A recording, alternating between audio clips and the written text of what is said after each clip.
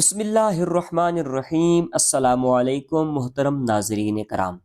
M اے اردو سال دوم Sargodha university کے اہم ترین پیپر کے ساتھ پروفیسر ڈاکٹر طاہر عباس اس چینل پر آپ کا خیر مقدم کرتا ہے۔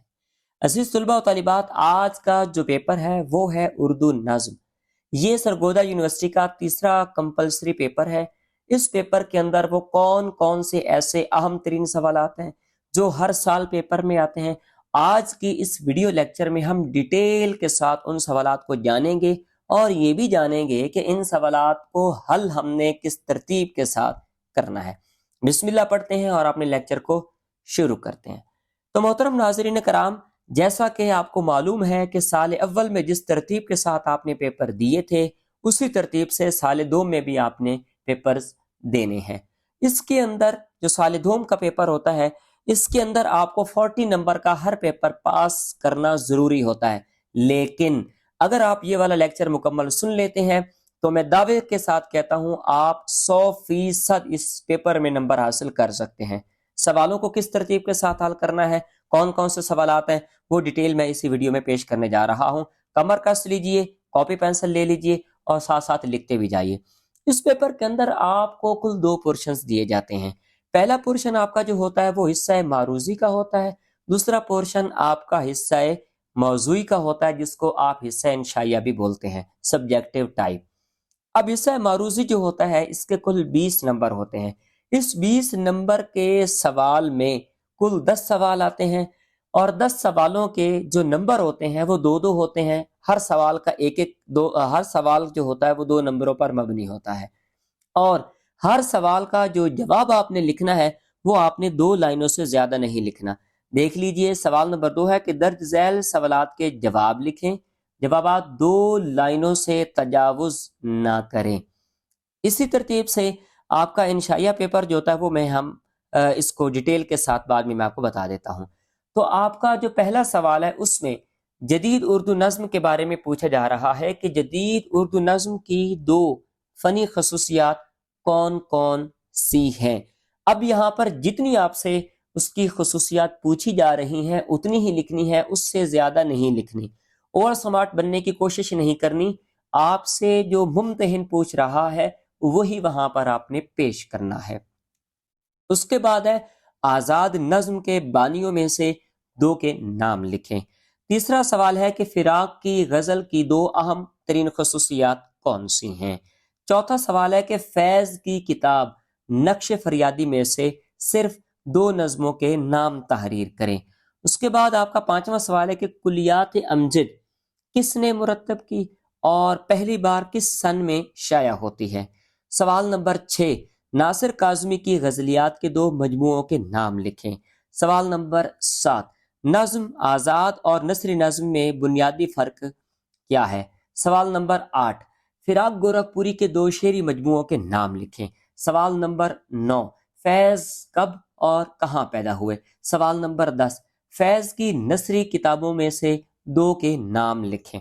اب آ جائیے حصہ موضوعی کی جانب۔ اب موضوعی حصہ جو ہوتا ہے اس میں آپ نے صرف اور صرف 4 سوالوں کے جواب تحریر کرنے ہیں۔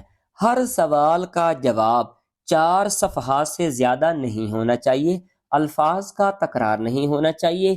اگر آپ ہیڈنگز دے سکتے ہیں تو بسم اللہ، نہیں دے سکتے تو ہیڈنگز نہ دینے سے نمبر نہیں کٹیں گے اور دینے سے نمبر نہیں ملیں گے، بلکہ آپ کا پیپر اچھا مانا جائے گا۔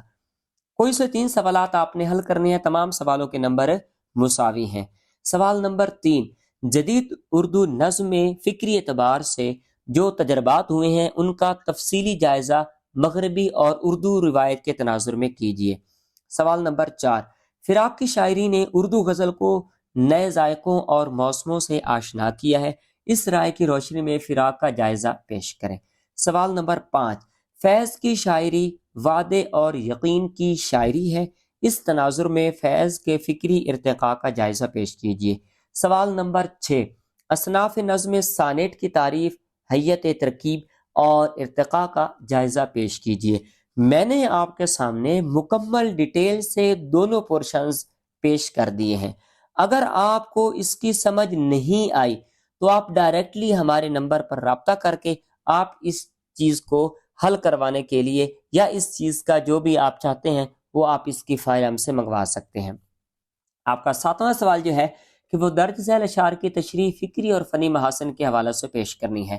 اس اردو نظم کے پیپر کے اندر آپ کے جو مختلف شعراء کرام ہیں جن کی شاعری ہے، جیسے ہے مشق سخن جاری چکی کی مشقت بھی، ایک طرف تماشا ہے حسرت کی طبیعت بھی، حسرت موہانی کا یہ ایک مطلب ہے کہ یہ ایک نظم ہے، اور اس کے بعد مولانا الطاف حسین حالی کی جو نظم ہے، ان میں سے یہ ساری چیزیں آپ سے پوچھی جاتی ہیں۔ اس کے علاوہ بھی شعراء کرام ہیں جن میں سے آپ سے پوچھی جاتی ہیں، تو اس کی آپ نے تشریح کرنی ہے۔ تشریح کے لیے آپ نے پہلے تو اس کے فنی محاسن بیان کرنے ہیں، پھر اس کے بعد فکری محاسن بیان کرنے ہیں، پھر اس کے بعد آپ نے مفہوم، اور آخر پر آپ نے اس کی تشریح کرنی ہے۔ اس کے علاوہ آپ نے اس پیپر کو کیسے حل کرنا ہے، اس حل کے لیے اگر آپ کو حل شدہ ہم سے نوٹس چاہیے جو 100% نمبر اس پر مبنی ہے، 150 صفحات پر مبنی یہ والے نوٹس ہیں جس کے الفاظ انتہائی آسان ترین ہیں، اگر آپ وہ فائل ہم سے منگوانا چاہتے ہیں تو اس فائل کی فکس اور فائنل قیمت 5000 روپے ہے۔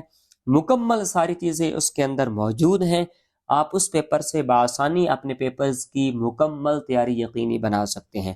اللہ کریم آپ کو عزت و حسن نوازے، سلامتی والی زندگی نصیب کرے۔ اگلے لیکچر میں آپ سے دوبارہ ملاقات ہوتی ہے۔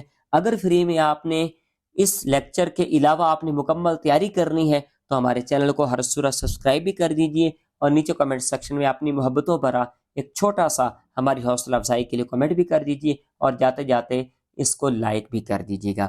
اگلے لیکچر میں آپ سے دوبارہ ملاقات ہوتی ہے۔ اپنا خیال رکھیے گا۔ اللہ حافظ۔